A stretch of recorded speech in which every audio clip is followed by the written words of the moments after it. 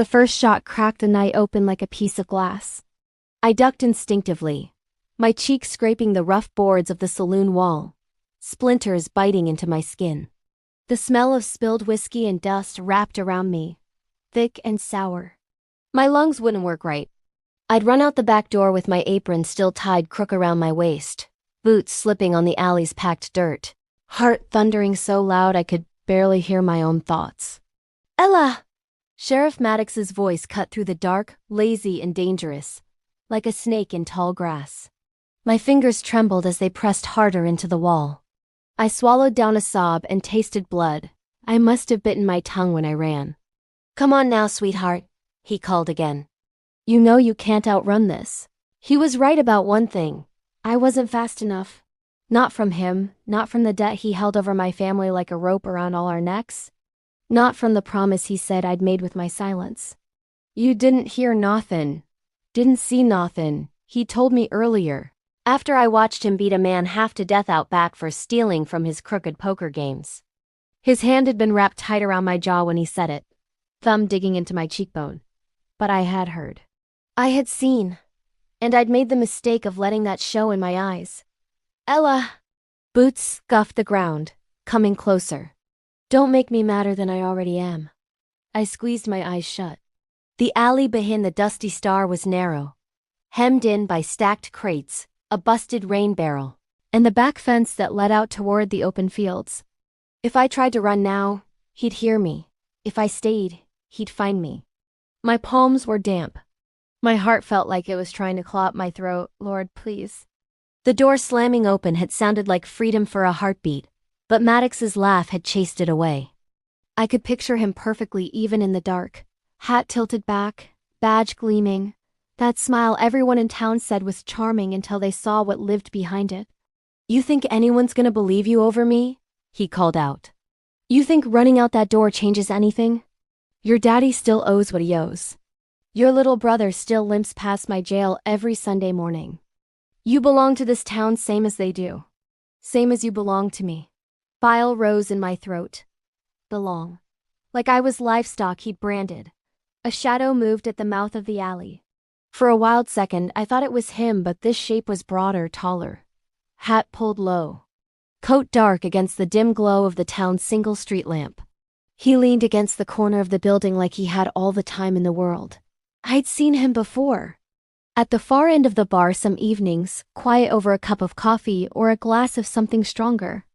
The others called him Cole Rider, rancher, loner, trouble some said, but they always said it softer when he was near. His gaze slid once toward where I was pressed flat in the shadows. Just once. Then he looked away again, back down the alley. "Evenin', Sheriff," he said, voice slow and low, like it came from the ground itself.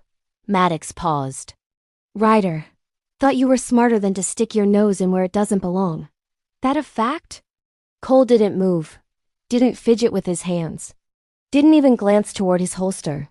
He just stood there, big and solid and utterly still. Looked to me like someone came tearing out the back of the star like the devil himself was on her heels. Seems worth a question or two. My lungs finally dragged in air. He'd seen me. He knew. But he wasn't looking directly at me. And I understood in an instant, if Maddox knew there was a witness, everything got worse. "Just a skittish girl," Maddox drawled. "Confused about her place. I'm just helping her remember." Cole's jaw flexed once. I'd heard men say that before. That little nothing word. In most mouths it meant they'd given up arguing. In Cole's somehow it sounded like a warning. "I ain't seen anyone," he went on. "Just me and the crickets back here. Then move along." "Can't," Cole said calmly. "You're blocking my way." Bootsteps came closer. I could picture Maddox now stepping up, puffing his chest like he did when he thought someone might be watching, thinking his badge made him bigger than he was. "And what way is that?" Maddox asked. "Home." Cole tipped his chin. "Ranch is out past the ridge. Only road runs right behind this building. You know that. You can ride around, Ryder. Horses tied out front." Cole's voice stayed even. "And I don't take kindly to being told I can't walk a public alley." Maddox snorted. You forget who keeps the peace around here? No, Cole said softly. I remember exactly who you are. Silence stretched, taut as a wire. I inched my fingers toward the gap between the crates, trying to see. The board scraped my scraped cheek again, and I winced. My breath puffed hot against the wood. Move along, Maddox repeated, colder now. You first, Cole replied. The second shot came faster than I could think. I flinched, hands flying over my head.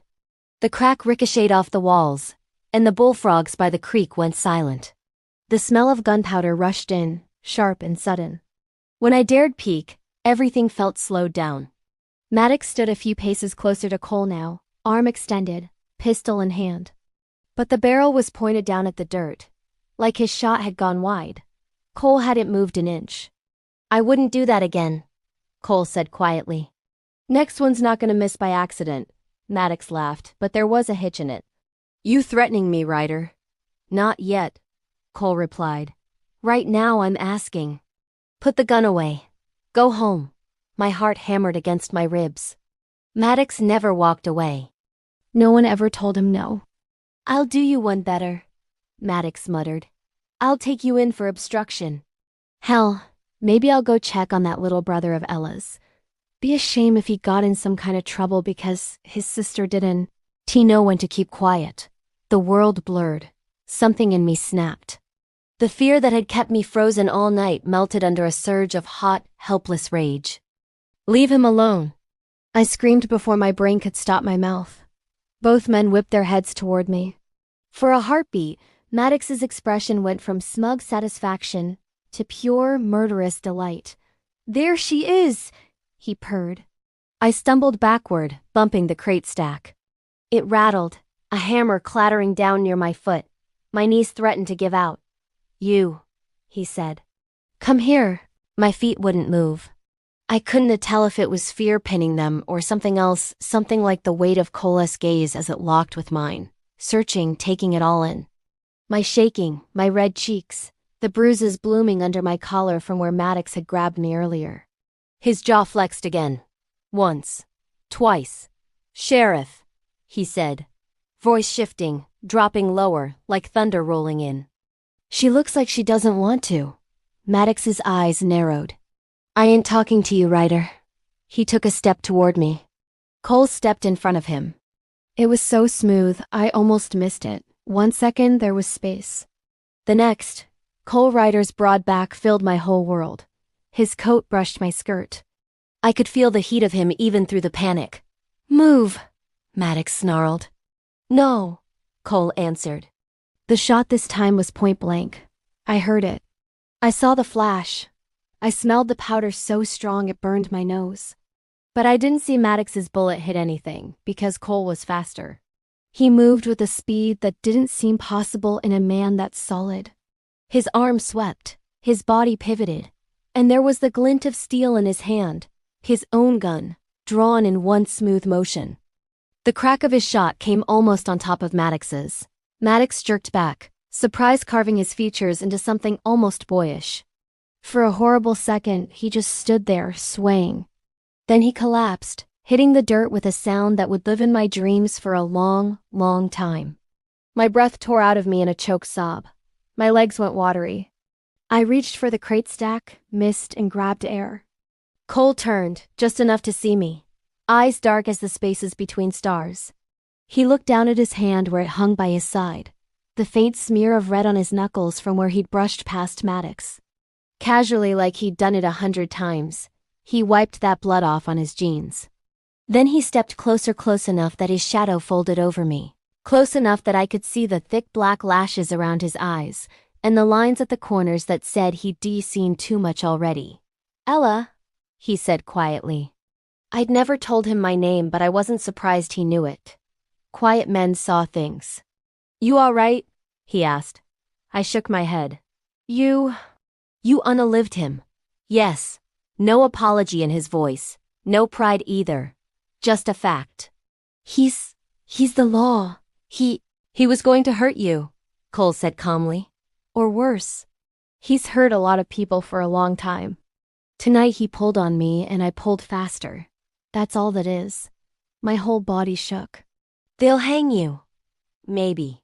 He flicked his gaze toward the dark mouth of the alley where the street lamp threw long shadows. The town seemed to be holding its breath. Depends who writes the story first. I wrapped my arms around myself, fingers digging into my elbows. I saw. He cut me off gently, his voice dropping to something that wrapped around me like a coat. Listen to me, Ella. I forced my eyes up. You didn't see anything, he said softly but firmly. Not in a way that's gonna get you unalived. You understand? Tears burned my eyes. But I did.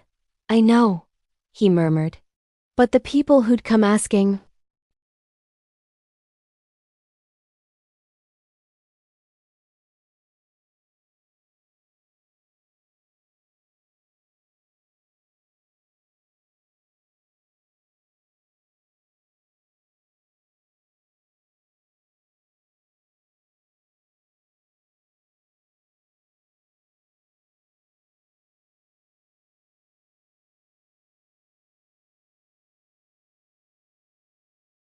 He glanced once more at Maddox's still form, then back at me.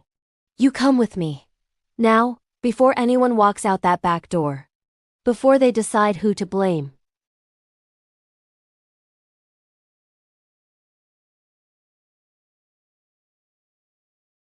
But right now, if you stay, you die. Maybe not tonight.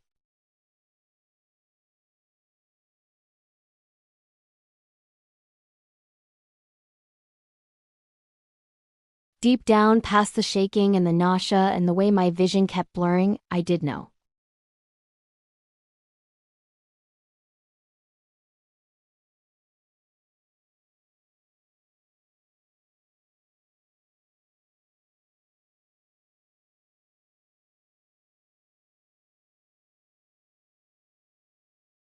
You're safe with me if you'll trust me that far.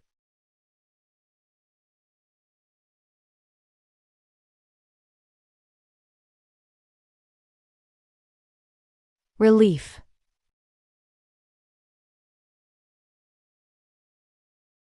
He held out his hand. Thunder rumbled somewhere out over the ridge.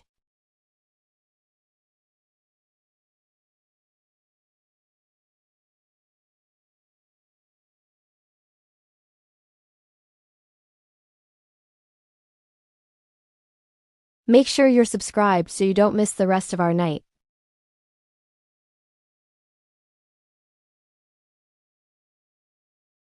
The town shrank behind us, swallowed by darkness and rain.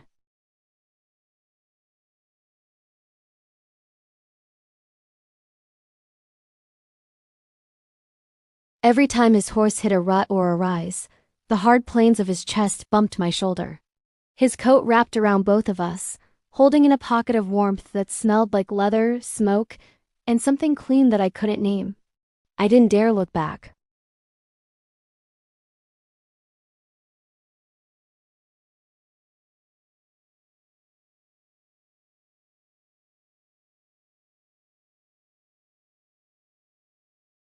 Seen the way his eyes went empty before his body even finished falling. I pressed my forehead against my forearm, fingers clenched in the coarse mane.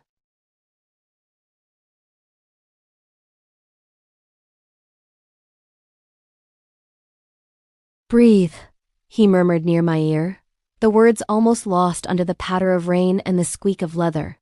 In, out, you're shaking. I'm fine, I lied.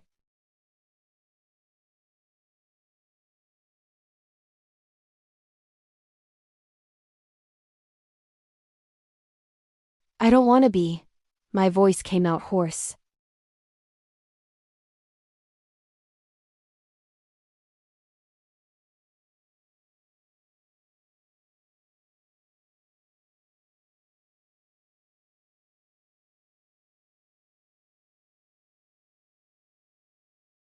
It's just your body telling you there's something worth protecting. Means you're still fighting. He hesitated. You did good back there. I twisted my head slightly. Good?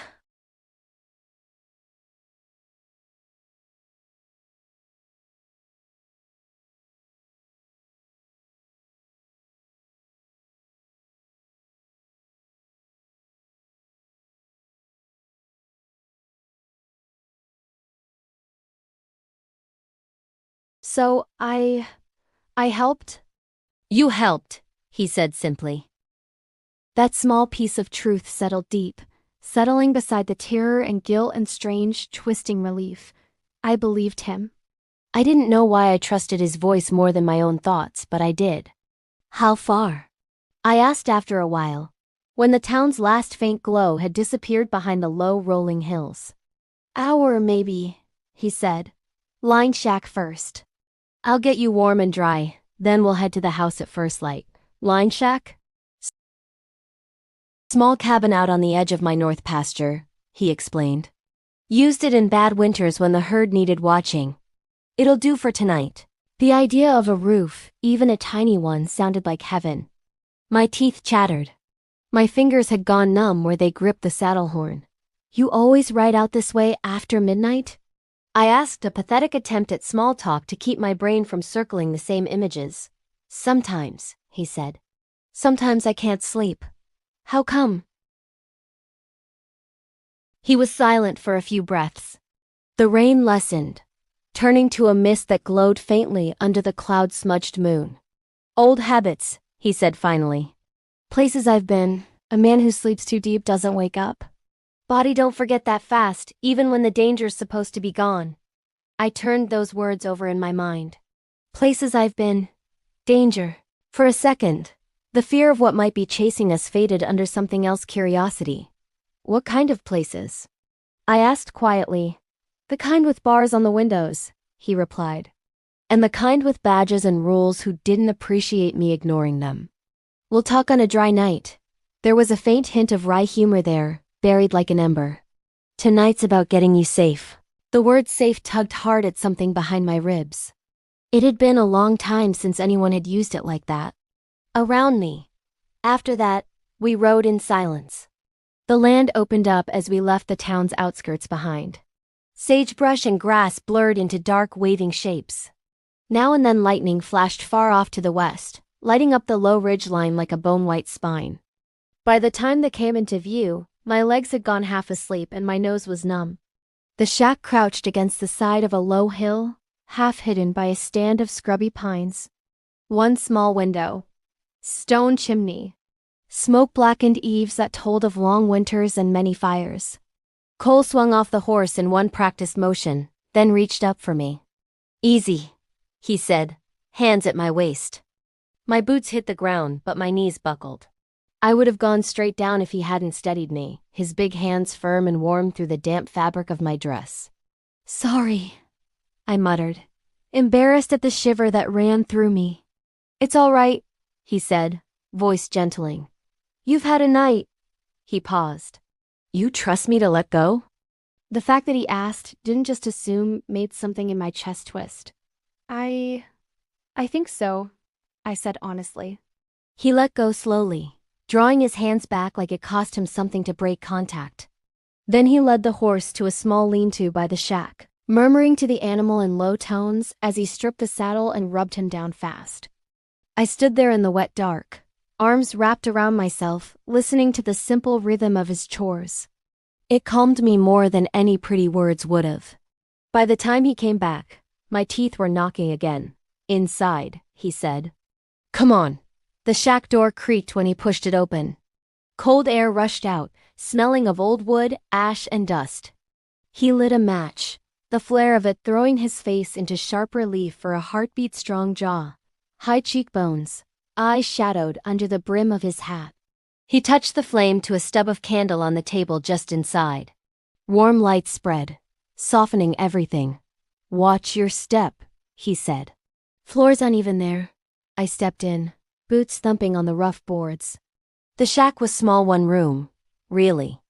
A narrow bed along the back wall, layered with rough wool blankets.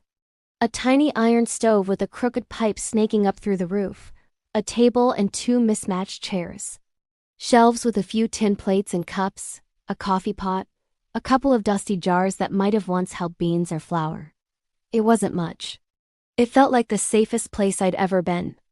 Cole shut the door firmly, slid a heavy wooden bar into place, then crossed to the window. He checked the latch there too, fingers careful but thorough. Then he did something that almost undid me completely. He went back outside, boots squelching in the damp. And I heard him move something heavy, probably the extra feed bin he kept out here, judging by the scrape. He dragged it in front of the door on the outside, wedging it tight. When he came back in, rain clung to his hat brim. Anyone tries to get in, he said. We'll hear him. They'll have to make a lot of noise to move that. You think they'll come? I asked, throat tight. I think men like Maddox keep friends, he said honestly. Some of 'em might not mourn him much. Some will. Either way, they'll want someone to pay. We're gonna make sure it ain't you. He shrugged out of his coat and hung it on a peg, leaving his holster on, but unbuckling the gun belt just enough to rest it on a nail near the bed, within easy reach. Then he nodded toward the stove. Sit, he said. I'll get a fire going. You're shivering hard enough to rattle the walls. I sank onto one of the chairs, folding my hands in my lap so he wouldn't see them shake. My dress clung, heavy with rain. My hair hung in wet ropes around my face. Cole knelt by the stove, stacking kindling with practiced motions. He didn't hurry, but there was efficiency in every movement. When he lit the small pile with the match, the flames caught quickly, licking up and around the dry sticks before settling to a steady, crackling glow. Come closer, he said. You're gonna catch your death sitting back there.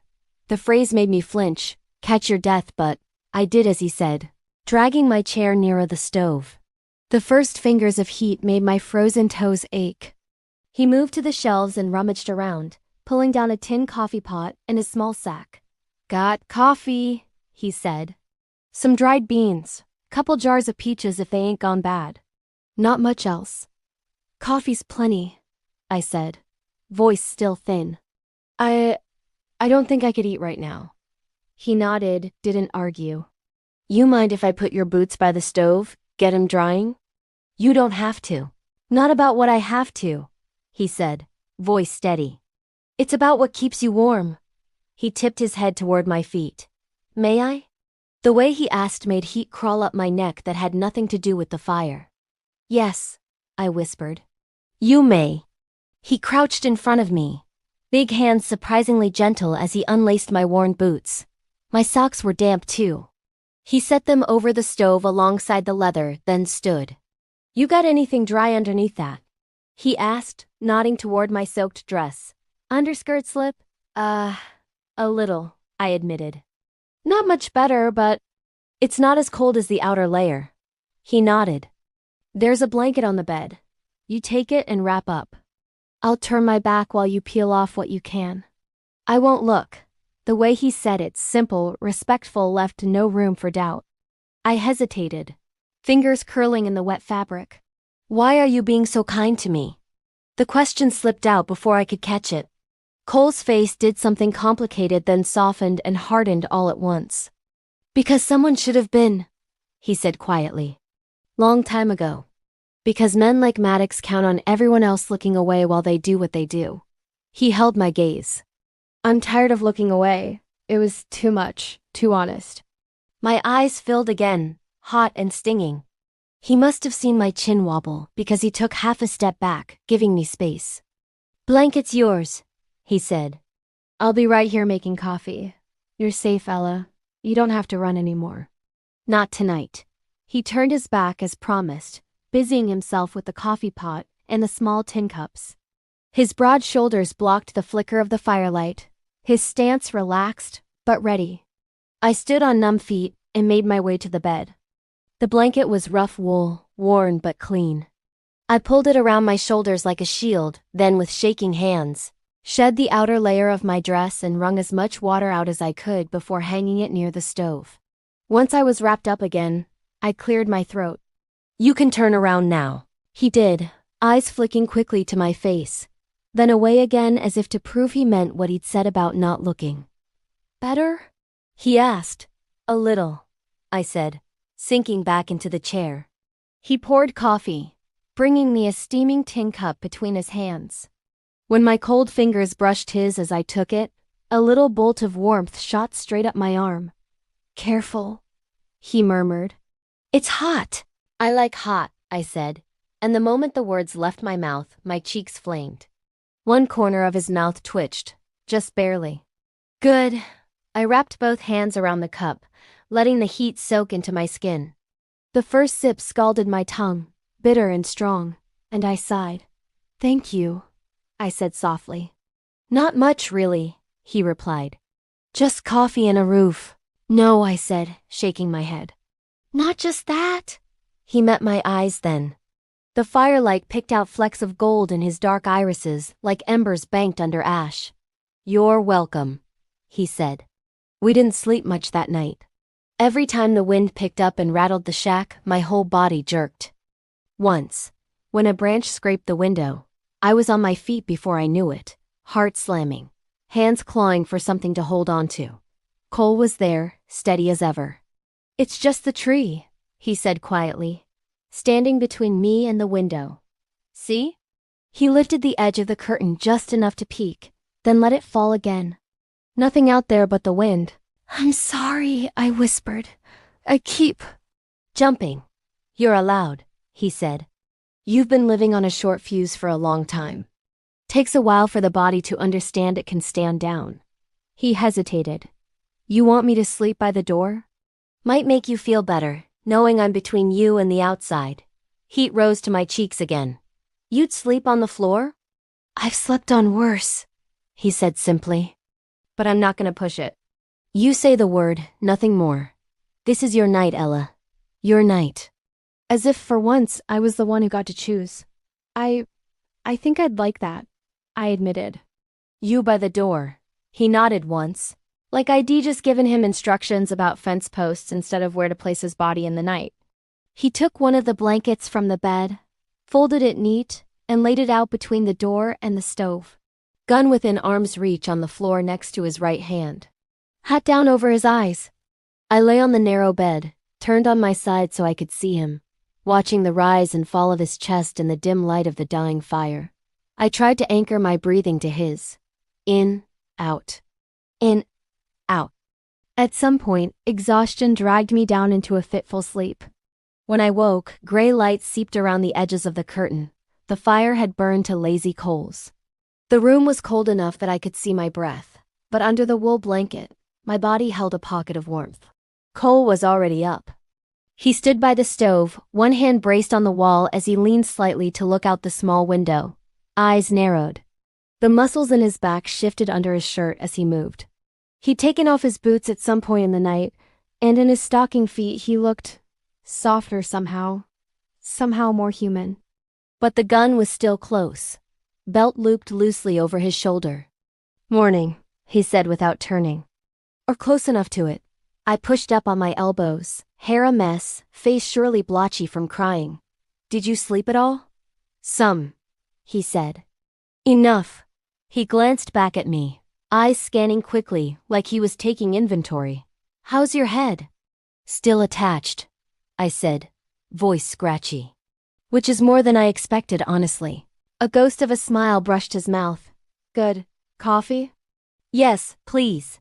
He poured and brought it over, careful to keep a healthy distance between his hands and mine this time. As if he'd noticed the way my breath caught at every small touch. Maybe he had. He seemed the sort to notice everything and say very little. "What's the plan?" I asked after a few sips. He sat on the other chair, propping his forearms on his knees. "The plan," he said, "is to get you settled at my main house where there's food, hot water, and more than one blanket. Then I'm riding into town to see which way the wind's blowing." Panic flared. "You can't go back there. They want to do anything if they don't know what to point their guns at." He cut in gently. "I've lived in this county long enough to know how these men talk. If I'm suddenly nowhere to be found, everything that happened last night lands square on me. If I walk in like I got nothing to hide, ask a few questions, I might hear which story's taking root." "And what story is that?" I asked, throat tight. "Depends who beats who to the punch," he said. "I'd prefer they hear from me first." Maddox pulled on me. I defended myself. "You weren't there. You left hours before, after closing, you went home." "That's what I'll say if anyone asks. But that's the only way they don't come sniffing after you and your family," he said firmly. "I know it's not clean. I know it sits wrong in your gut. But it's the way out that leaves you breathing. My fingers twisted in the blanket. What about his men? I asked. They idolize him. They'll want revenge. His eyes went flat for a second. Let him come looking, he said softly. My land's long. My patience is not. And I faced worse than a handful of small-town bullies with shiny badges. A part of me recoiled at the quiet violence in his tone. Another part relaxed. Because for the first time in years, that threat wasn't aimed at me. It was aimed over my head, past my shoulder.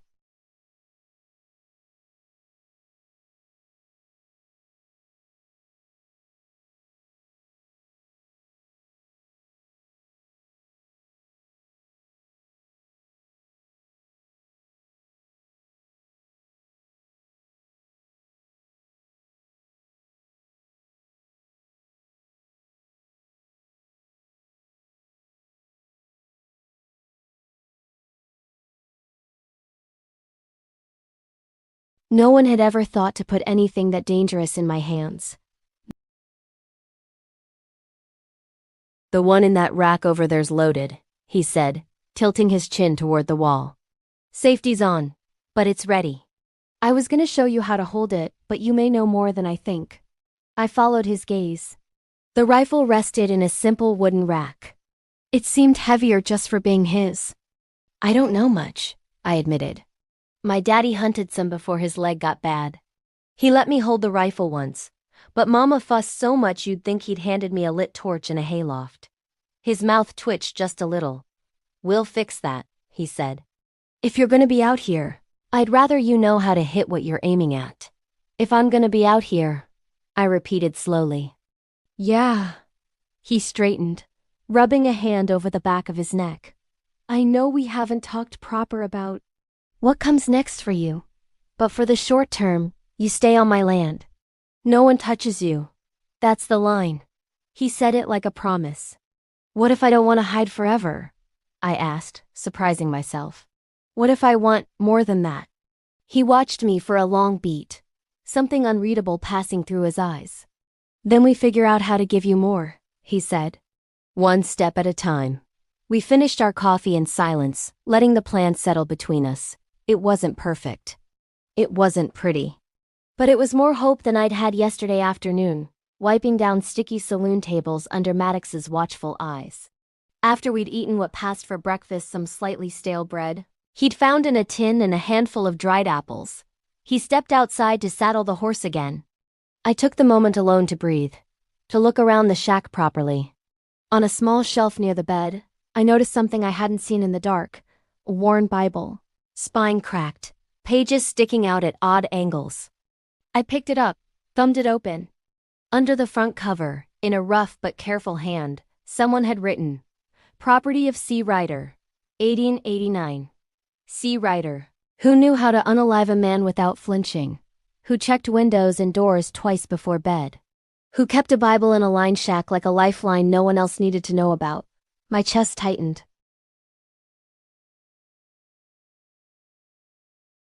But there was something about seeing that book, seeing that he kept it close even out here, that settled a small, stubborn piece of my fear. If you were in my boots, I whispered to the empty room, the way I sometimes talk to myself when scrubbing glasses late at night, what would you do? Would you trust him? I didn't have an answer yet. But I could ask you, listening to this story with your own heart beating in your chest, if you were in her boots, what's the first thing you'd do on that ranch tonight? Tell me below. I replaced the Bible carefully and turned. As I'll ever be. He studied me, taking in the blanket still wrapped over my dress, my bare feet. You're gonna freeze between here and the house, he muttered. Here. He shrugged out of his own shirt. The outer one, thick and flannel-lined, leaving just a plain undershirt on his broad frame. Then he held the flannel out. Put this on over what you've got, he said. Won't fit perfect, but it'll keep the wind off. That's yours, I protested. I've got another at the house, he said easily. You don't argue with me about keeping you warm. Ella, it ain't a fight you're gonna win.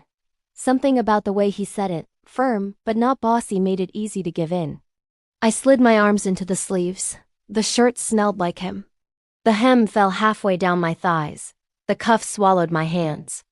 "Looks better on you," he said gruffly, then looked away fast like he hadn't meant to say it out loud. Heat bloomed in my chest that had nothing to do with the flannel. We rode out into the morning, the sky a pale washed-out blue behind thin clouds. The storm had passed, leaving the air scrubbed clean.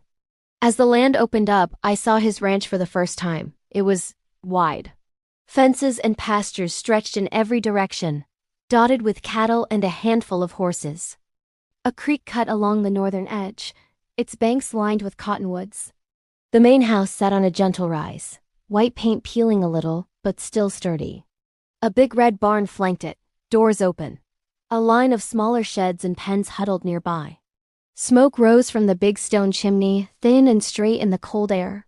"Wow," I breathed. "It's just a place," he said. "Wood and nails." "No," I said softly. "It's more than that. It was my father's," he admitted after a moment. "His and my brother's. Now it's mine. For whatever that's worth. It's worth something," I said. "You built all this." "No," he said. "I just kept it from falling apart. Mostly." We rode up to the house. He helped me down again, hands steady. Then he slipped into something like a routine, moving through his space with practice. He stabled the horse, tossed hay, checked a water trough. I watched from the porch, blanket snug around my shoulders, as he fell into the rhythm of chores. There was something soothing in the way he moved from task to task. No wasted effort, no showy toss of his shoulders. He just did what needed doing. "You can come in now," he said after a while, nodding toward the door. "I'll be right behind you." Inside, the house was simple but clean. Worn rugs on the floor. A big stone fireplace in the main room, banked coals ready to be coaxed into flame.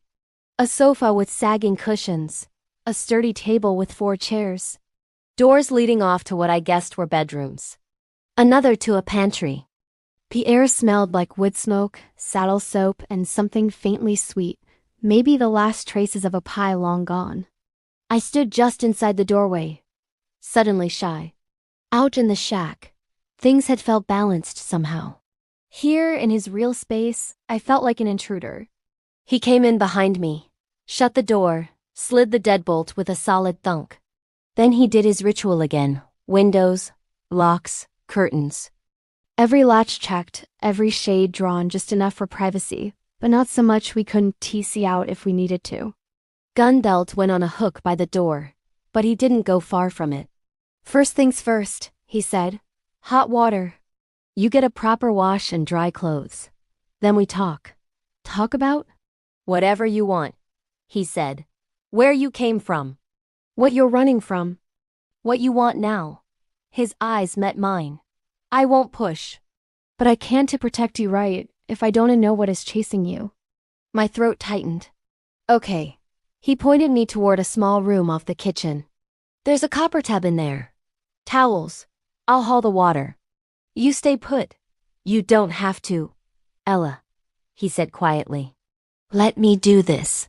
My protest died on my tongue. Something about the way he asked, not like he was doing me a favor, but like this was simply what a man did when someone under his roof was cold, made my eyes sting again. "Okay," I whispered. "Thank you." He nodded once and set to work. The rest of that day passed in a blur of small, ordinary things that felt anything but ordinary to me. Warm water poured steaming into a tub. A bar of soap that smelled faintly of pine. A towel rough against my skin but dry. A plain calico dress from a trunk at the foot of a bed he said used to belong to his sister-in-law. It fit me well enough with a belt. Fresh socks, fresh hope. We moved around each other in the kitchen, awkward at first, then slowly easier. I chopped potatoes while he fried salted pork in a cast-iron skillet. He poured coffee. I set plates. He made sure I sat before he did, like Mama always said a gentleman should, though I'd rarely seen anyone actually do it. We didn't talk about last night yet. Not the gunshots, not the body cooling in the dirt. We talked about the weather, the cattle, whether the creek would flood this spring. Slow, small talk. Shared chores. Noticing each other in the spaces between words. When my hand brushed his as we reached for the same knife, my heart kicked. His fingers withdrew as if the counter had shocked him, but his eyes flicked to mine, searching. "I'll show you the barn this afternoon," he said, clearing his throat. "And where the line shack sits from here. If anything ever happens and I'm not around, you'll know where to go." "You're planning for what exactly?" I asked. "Worst case," he said, "if Maddox's men get organized. If some outside lawman rides in convinced I'm the villain of the story." He paused. "If things go sideways, you run. You do not wait for me. You understand? I'm tired of running," I muttered. "I know." His eyes softened. "I don't say it 'cause I think you're weak. I say it because I do rather you be alive and angry with me than brave and dead." The words settled over me like another blanket. Heavy. Warm. "You know," I said slowly, "for a man who says so little, you say some mighty heavy things." He huffed a breath that might have been a laugh. "Don't worry," he said. "I'll go back to grunting and pointing at fence posts soon." "Please don't," I replied before I could stop myself. He looked at me, really looked, and something in the air between us shifted. "Okay," he said softly. "I won't." It was that evening, after chores and coffee and a walk along the fence line to show me where his land ended and the neighbors began, that we finally started talking for real. We sat at the kitchen table, a single lantern throwing a warm circle of light across the scarred wood. Outside, the world had gone deep blue, crickets and coyotes trading songs. The wind hissed softly in the grass. He'd left the front door unlocked but not unguarded. His rifle leaned against the wall within easy reach. The curtains were half open, enough to see any lantern approaching down the long drive. "How long have you been alone out here?" I asked, wrapping my hands around my mug again. 4 years, he said. "What happened?" He stirred his coffee, watching the swirl. For a moment I thought he dodged the question, and I wouldn't have blamed him. Then he lifted his head. "My brother died," he said simply. "He was the talker. The one who could charm a mule into walking itself to market. Married. Had a little girl on the way." His throat worked. "There was a barn fire. Lightning. Storm rolled in fast and mean. He went in to get the horses out. Roof came down before anyone could reach him." I pressed a hand to my chest. "I'm so sorry." "His wife left after the funeral," Cole continued, voice low. "Took their baby and went back east to her people. Couldn't stand the sight of the place without him. I didn't blame her. Hell, I encouraged it. She needed more than this dust and grief. And you stayed," I said gently. "I stayed," he agreed. "Somebody had to. Land doesn't care if you're sad. Cows still need feeding." We sat with that for a moment, the quiet humming around us. "Before that," he went on, surprising me again, "I wasn't here much. My brother ran the ranch with our father. I was other places. The kind with bars on the windows?" I asked softly. "And the kind with star badges," he said. "I've been on both sides of a cell door, Ella. Some of it earned. Some of it not." He gave a small, humorless smile. "Turns out some sheriffs don't like being told no, even by the men they hired to clean up their messes." "You were a lawman?" I asked, startled. "Deputy," he said. "Down south. For a while. Before that, I was a very stupid young man who thought the fastest way to feed his family was to ride with folks who took what they wanted." He looked me dead in the eye. "I've put a gun on men who didn't deserve it. I've also stood between a lot of good people and a lot of bad ones. I ain't proud of everything I've done. But I'm not hiding from it either." My fingers tightened around the mug. Did you ever hurt people like Maddox did?" "No," he said immediately, and there was steel in it. "I've scared M. Knocked 'em down. Shot a few. But I never enjoyed it. Never put my hands on a woman. Never hurt a kid. There's lines I don't cross, no matter who's paying." I believed him. Maybe I shouldn't have, knowing so little. But the conviction in his voice rang truer than any polished promise I'd heard from so-called respectable men. "What about you?" he asked after a beat. How do you end up pouring drinks for the likes of Maddox at the Dusty Star? I stared into my coffee, watching my warped reflection in the dark surface. My daddy used to run a hardware store, I said. Small thing. Hammers, nails, feed. We weren't rich, but we weren't hungry either. Then he got sick. Lung sickness. The kind that rattles a man from the inside. Couldn't work. Doctors cost money. Medicine cost more. We took out loans where we could. I swallowed hard. Maddox bought those loans, I went on. Quiet-like. We didn't know until one day he came for a visit. Told my daddy he had a simple solution. I'd come work at the saloon. He'd protect our family. Keep the payments small. Make sure my little brother never ended up in a cell by mistake. Cole's jaw flexed. Protection, he echoed, bitter. Yeah, I said. Protection that came with hands that roamed where they shouldn't. Words whispered in my ear about how I'd be his one day, whether I wanted it or not. Every time I tried to pull away, he'd remind me whose name was on the debt papers. Your father never... Cole trailed off, like he didn't want to finish the thought. He never knew the worst of it, I said quickly. I couldn't break him like that. He already felt like a burden. If he knew what Maddox was really using me for, he would have tried to do something stupid. Or died faster from the guilt. Silent anger flickered across Cole's features like heat lightning behind clouds. Then last night, I said, voice shaking, Maddox caught a man cheating. Or at least, that's what he said. Dragged him out back. Beat him till he could barely breathe. I was supposed to. Pretend I didn't see. But I cried, just a little, and he noticed. Grabbed my face. Told me I belonged to him. That if I didn't keep his secrets, he'd hurt my family and call it justice. I clenched my free hand into a fist. I decided, I whispered, that if I was going to be afraid either way, I'd rather be afraid in running than afraid in standing still. So when there was a distraction, I bolted. I didn't have a plan past the back door. Just out, away. And you found me, he said. I didn't find you, I corrected. You were just there. His eyes searched mine. Maybe both, he said quietly. We sat in shared silence for a while, the air thick with everything we'd laid between us. You did good, he said at last. I ran, I said. That's not exactly heroic. Cowards don't run toward unknown dark, he said. They cling to the devil they know. You chose something else. That takes guts, I stared at him. Why do you talk about courage like you've got none? He blinked. You keep saying what you're not, I went on, emboldened. Not proud, not safe, not this, not that. But you rode into a crooked town, stood between a bully, and a girl he'd marked as his property, and you pulled faster with a gun pointed at your chest. If that's not courage, Cole Ryder, I don't know what is. His throat worked. I'm not used to people calling me that, he murmured. Courageous. What do they call you? I asked. Trouble, he said. Drifter. If they know enough, men whisper.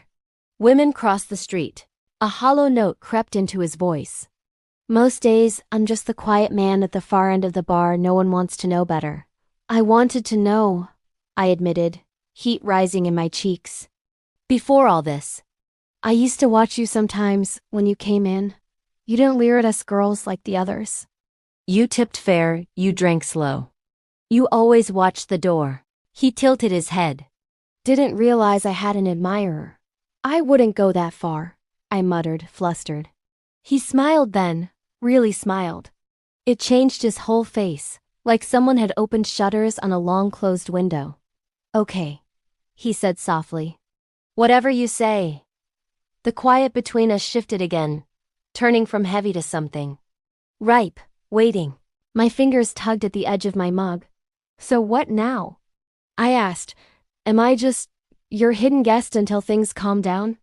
For now, he said. But we'll work out more than that. I don't expect you to owe me your life just because you spent one night under my roof. I do owe you my life, I said. Twice at least. No, he replied firmly. You don't. You owe Maddox nothing. And you owe me nothing. Debt's been owning you too long, Ella. I'm not about to turn into one more man holding a ledger over your head. My eyes burned. Then why are you doing all this? He considered, then answered slow. Because when I looked down that alley last night, he said, I saw myself. Not you, him. I saw the man I could have been if I hadn't had folks pulling me back from the edge along the way. He shook his head. I won't be that man. Not ever. So when I see one, I do what I can to stop him. Simple as that. He paused. And, he added, voice dropping, because I like you. The way you speak. The way you looked me in the eye, even when you were shaking. The way you yelled at him to leave your brother alone, even though you knew what it'd cost you. I don't know what that is yet. But I know I want to keep you breathing long enough to find out. My heart slammed so hard I could feel it in my throat. You like me? I repeated, stunned. He huffed out a small breath. I ain't good with flowery words, he said. But yes, I like you. Have for a while. Didn't expect you. But I'm glad you came. The honesty of it knocked the wind out of me more than any fancy speech would have. You don't have to say anything back, he added quickly. You've had enough men telling you how you ought to feel. I'm not going to be one more voice in that crowd. I searched his face, the lines around his eyes, the set of his mouth. No pressure there, just openness. Vulnerable in its own quiet way. I don't know what I feel, I said truthfully. Not yet. Everything's loud inside me. But I know I feel safe here. With you, that meant more to him than any declaration. I saw it in the way his shoulders eased, in the way his hand relaxed around the mug. Well, he said quietly, that's something. Somewhere in the conversation, the air had grown warmer, the lantern light softer, the world outside smaller. We stayed up late, talking about little things' favorite seasons, the best way to make cornbread, which horses on his land had the most attitude.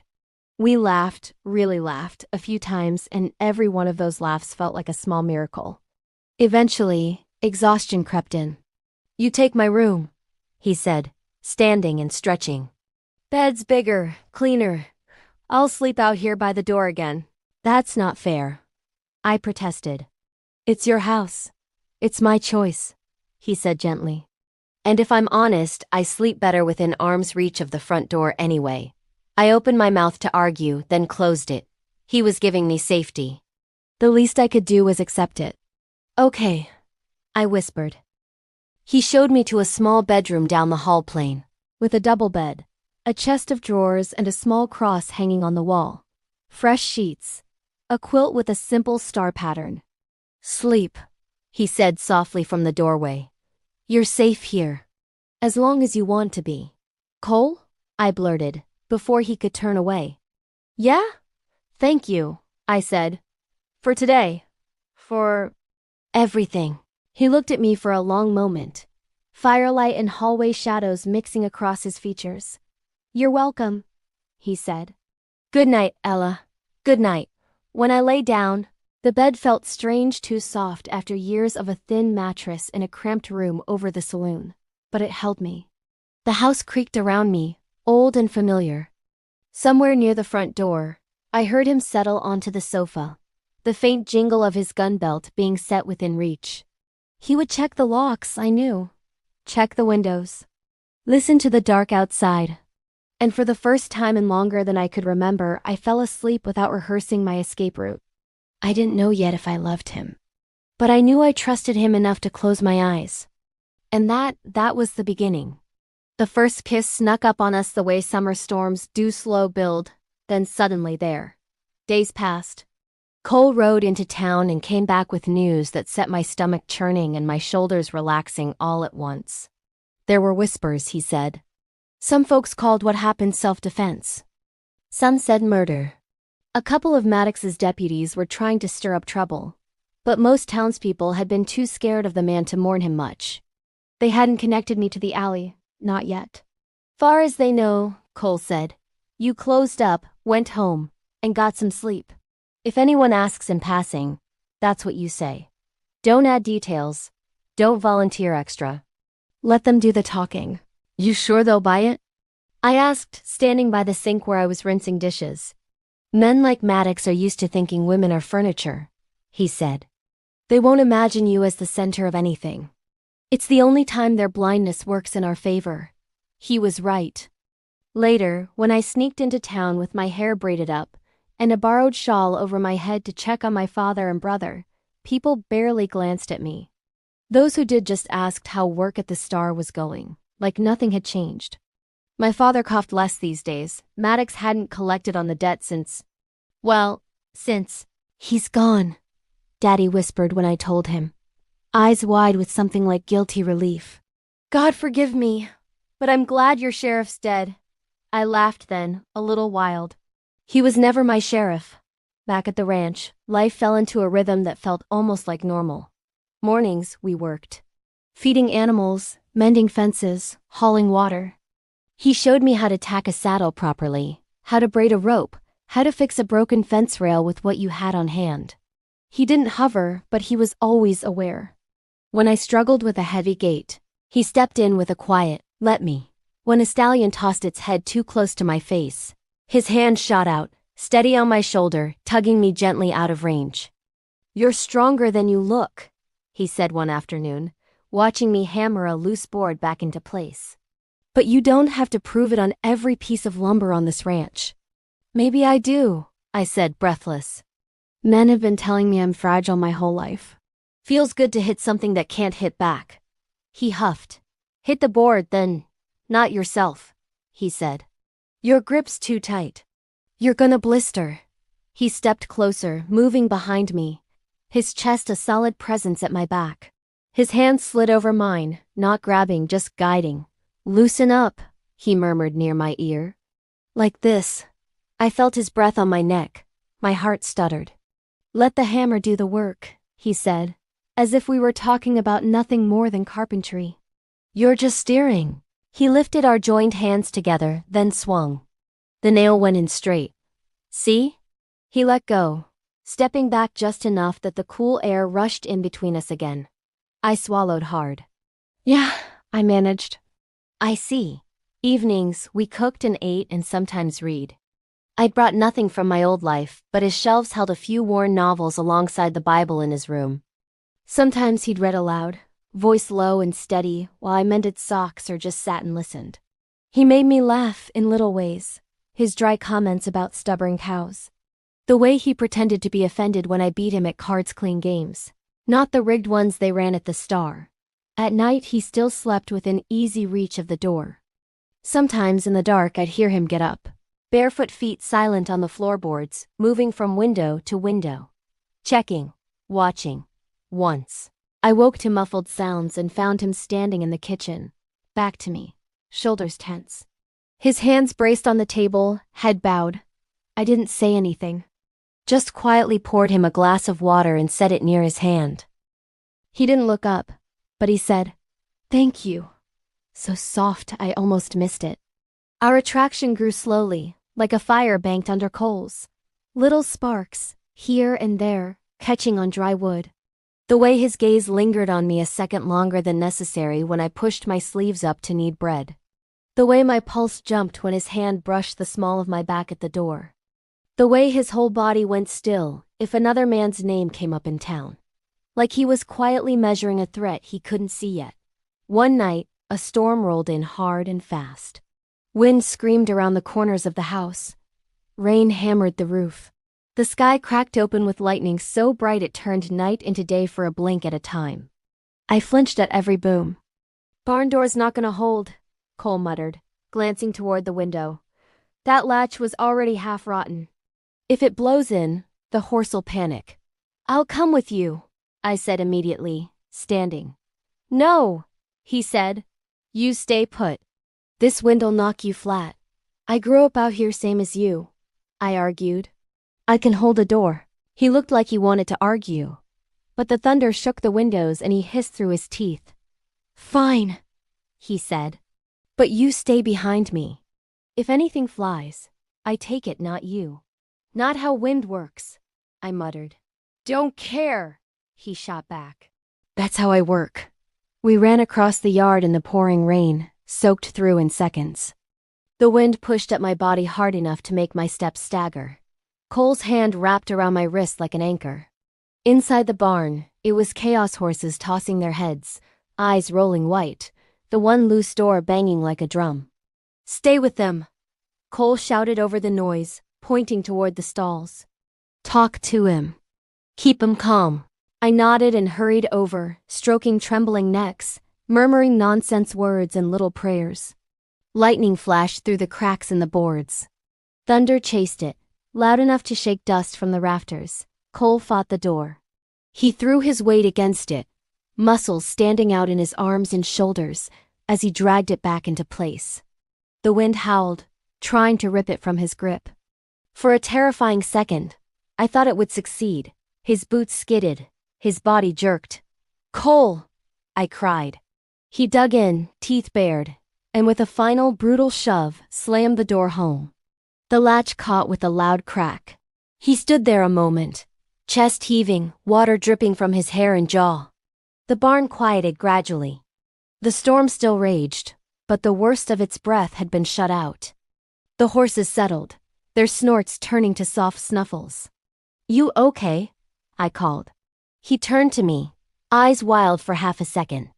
Then he saw me, really saw me drenched, hair plastered to my cheeks, hand still on the nearest horse's neck, and something in his gaze shifted. "I'm fine," he said, voice rough. "You? What?" I said, a little breathless. "But fine." Slowly, he walked toward me, boots squelching on the straw. The lantern flickered above us, casting his face in gold and shadow. "You shouldn't have come out," he murmured when he reached me. "It ain't right, me putting you in the path of—" "You asked me to help," I cut in. "You trust me with your horses but not with my own safety?"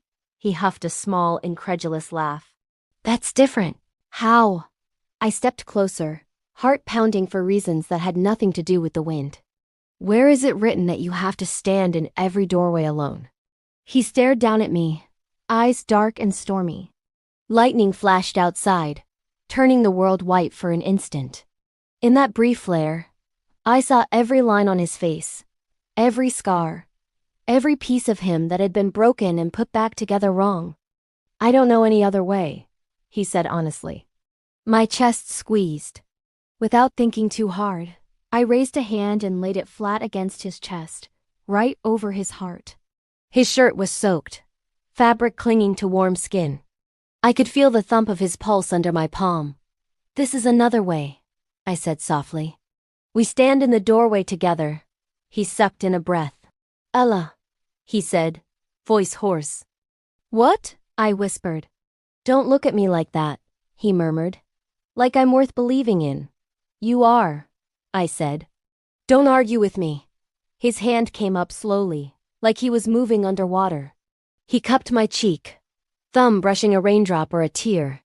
I wasn't sure off my skin. "You sure about this?" he asked, every word a question and a warning and a plea. "About what?" I asked, though we both knew. "Me," he said simply. I thought about all the ways he could hurt me. Physically, emotionally, spiritually. All the ways this could end badly. Then I thought about the alley. About his body between me and a bullet. About coffee in a line shack and a blanket offered without strings. About him sitting up late so I could sleep. About the quiet, steady way he had said, "You're safe here." I nodded.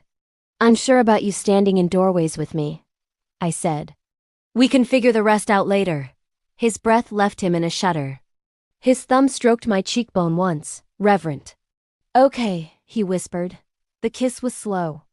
"Okay," he whispered. The kiss was slow. "Okay," he whispered. He leaned in, giving me every chance to pull back. I didn't. My eyes fluttered shut. The barn, the storm, the years of fear all faded into a distant roar. His lips touched mine like a promise, not a demand.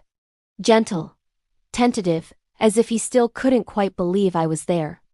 My hand fisted in the damp fabric of his shirt. I stepped closer without meaning to, body seeking his warmth.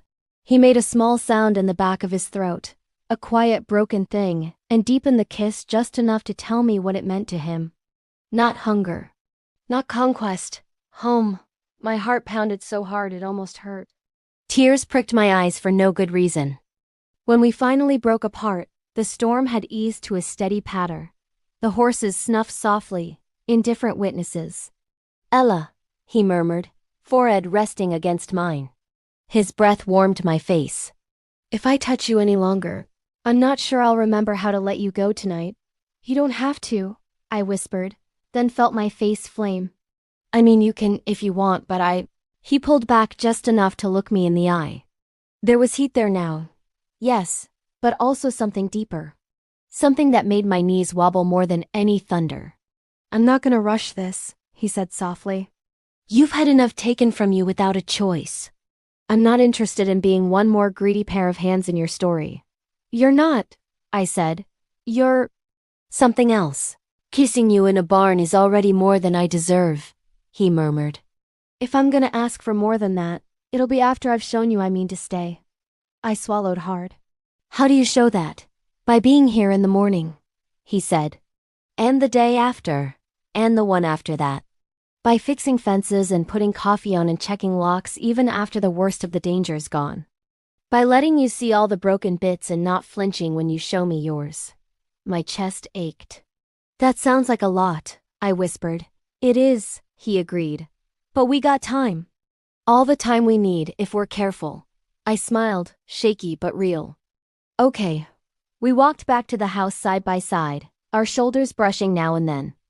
The air between us felt different, charged, yes, but also agreed, settled, in some way. Of course, that was the night the next shoe dropped.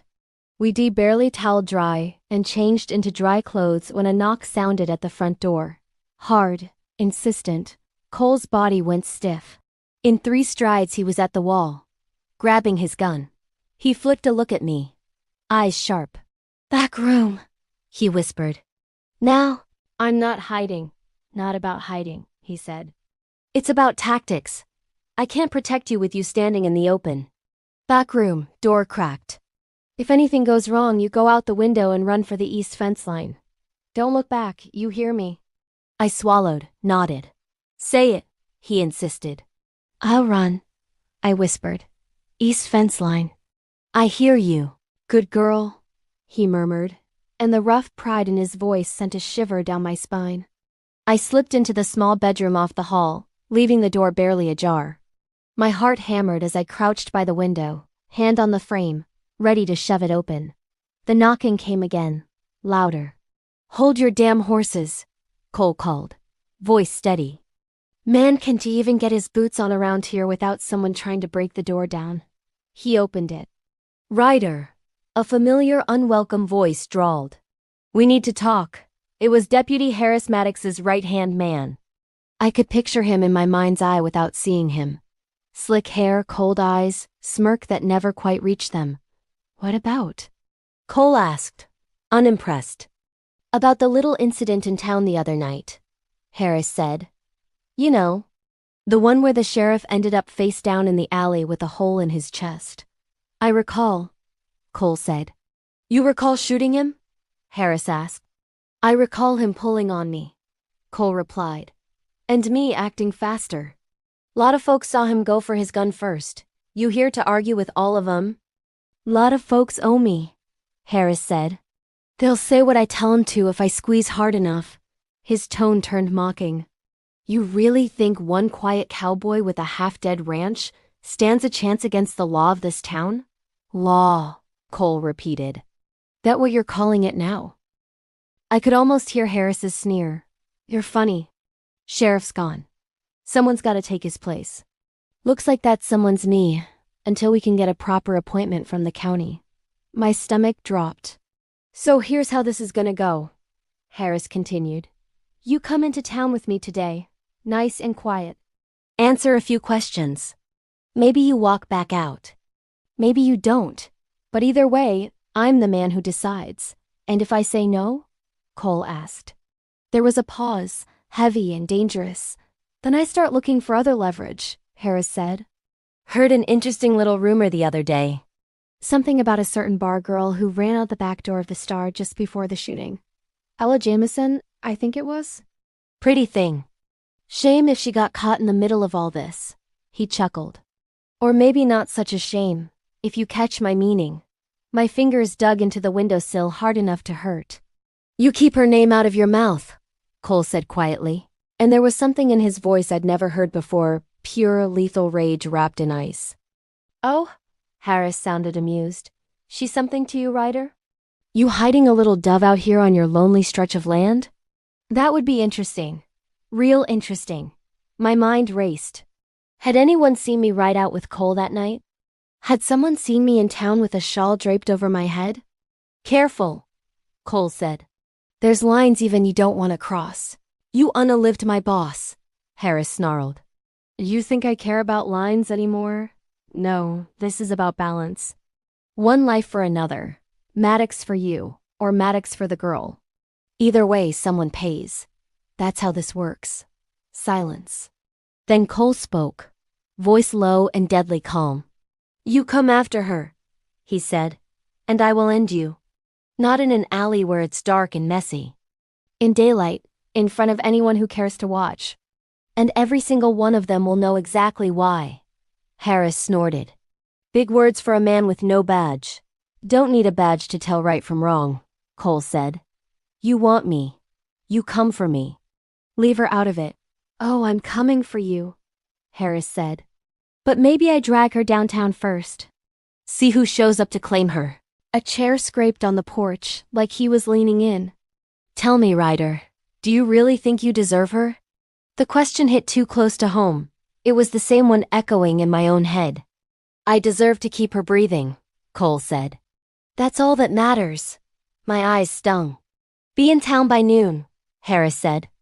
Or I start asking loud questions about where your little stray wandered off to. And you know this county, Ryder. Folks get real chatty when they think they can buy favor with the new sheriff. His footsteps thumped on the porch. A moment later, hooves clattered as he rode away. I waited, heart beating a frantic tattoo against my ribs. After a long minute, Cole's boots creaked on the floor as he walked down the hall. You can come out, he said quietly. I stepped into the main room, trying to steady my breathing. He knows, I said. He suspects, Cole corrected. There's a difference, but yeah, he's not stupid. Just mean. What are you gonna do? I asked. What I said I'd do, he replied. Go into town, head on. Panic surged. No, you can't. It's a trap. Of course it is, he said. He's counting on me being scared enough to stay put. That way he can spin whatever story he wants without me there to counter it. He met my gaze. But if I don't go, he comes here with men. And you're in the middle of it anyway.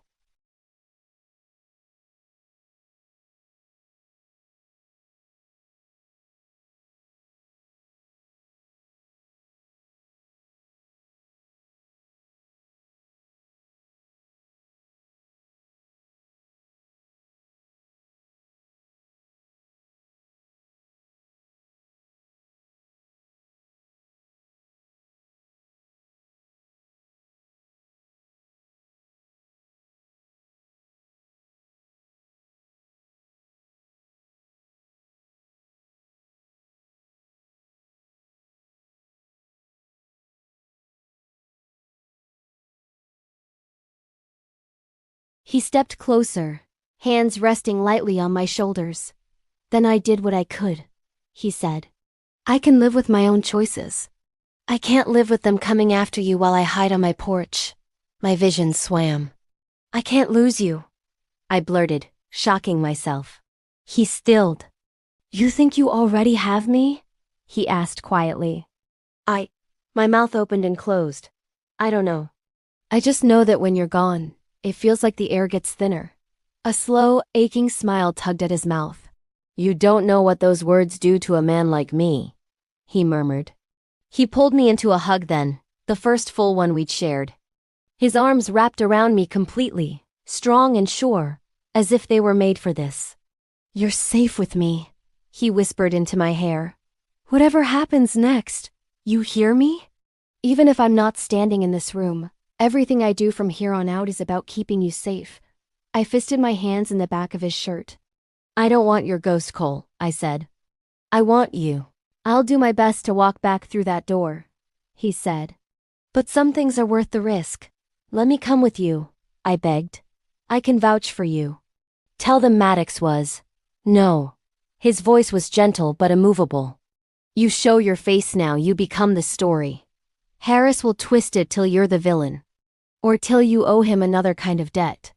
I'd rather take my chances alone.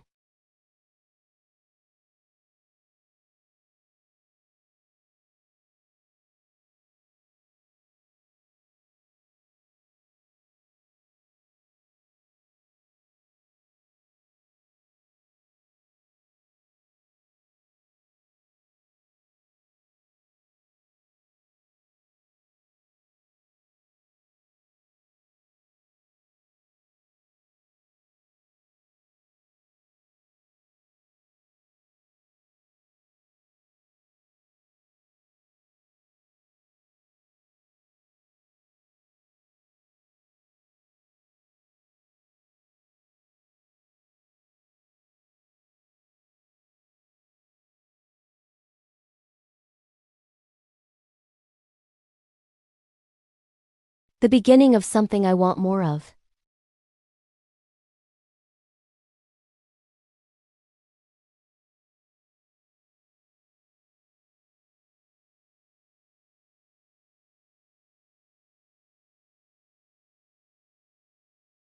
Sundown came slow and fast all at once.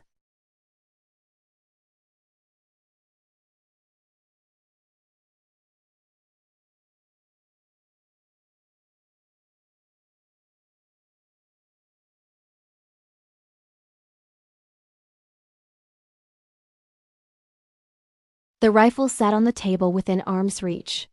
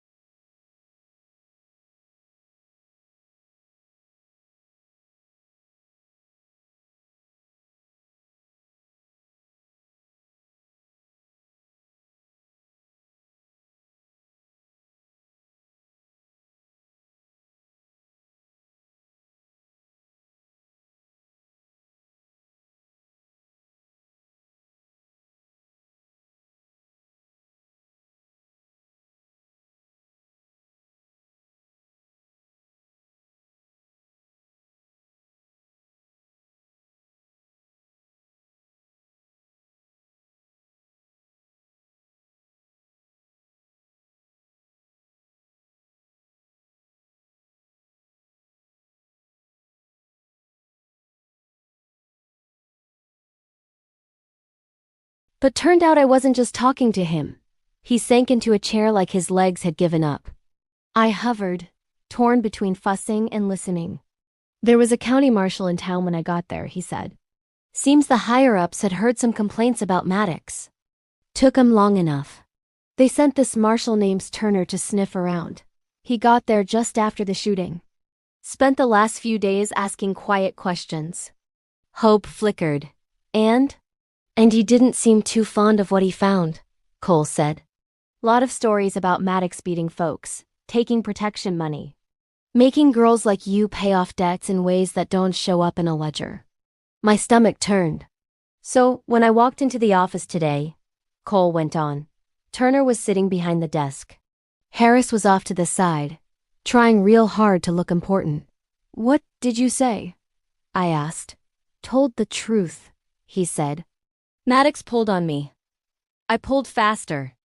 I told him about the way the sheriff treated you, the threats, the loans, the beating in the alley before you ran. My blood ran cold. You told him about me. I told him about a girl. Corrected. Didn't give a name. Didn't need to. He's a smart man. He can put patterns together without me painting your face for him. He rubbed his forehead. Harris lost his temper. Said some things he shouldn't have. Turner listened. And? I whispered. And in the end, Cole said, Turner decided that what happened was self-defense. Maddox had it coming, he said. More or less. Official word is he died in the line of duty. Quiet funeral. No fuss. Relief and anger warred in me. He deserved worse, I muttered. He'll answer to his maker, same as the rest of us, Cole said. Turner wasn't there to hand out justice for every sin Maddox committed. Just to decide if my bullet counted as murder or not. He gave a small, tired shrug. For now, I'm a free man. For now, I repeated, heart still racing. Harris is a different story, Cole added. He's been told to stand down. He won't. Men like him don't let go easy.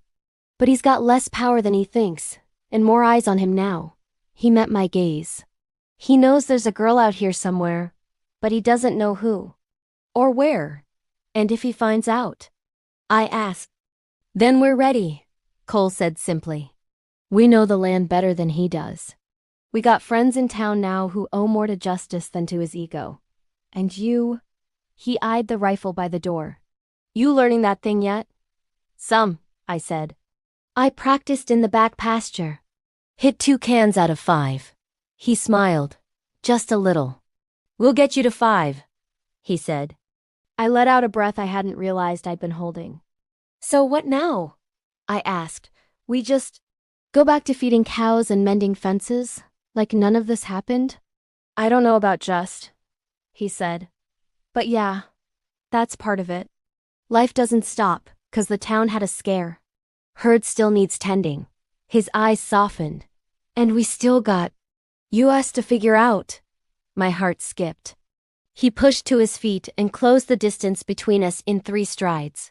I walked out that door today, he said quietly, not knowing if I'd walk back in. I made my peace with that. But I also promised myself that if I did come back, I wasn't going to waste time pretending I don't know what I want. My breath caught. And what do you want? You, he said simply. Here, in this house. On this land. Not as a debt to be paid, as a partner. Someone who stands in doorways with me. Someone who tells me when I'm being a fool.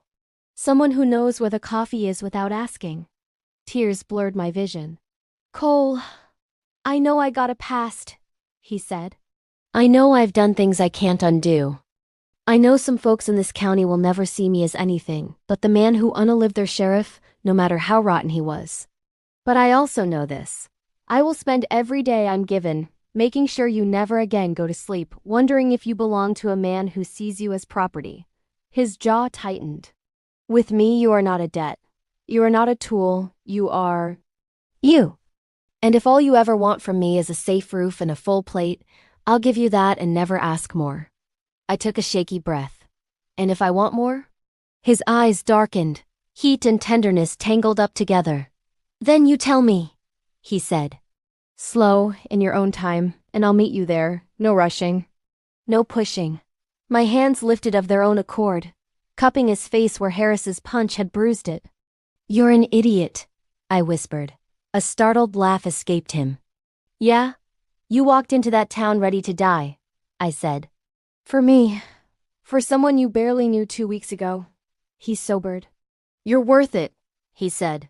No one's ever said that to me and meant it, I replied. I do, he said. Every word. I searched his face, the sincerity in his eyes, the way his mouth trembled just a little around the edges. I don't want just a roof, I said, voice low, or just a plate. I want this, you, all of it, the good days and the bad, the storms and the mornings, the fights over how much salt to put in the stew. I swallowed. I want to build something here that no man can buy or threaten away. His breath hitched. You sure? I'm scared, I admitted. But I'm sure. He closed his eyes for a second, like he was saying a silent prayer. When he opened them again, they shone. Then we do it, he said softly. We face it together now. He kissed me again. This time there was no storm outside, no panicked horses, no urgent need pressing from beyond the door.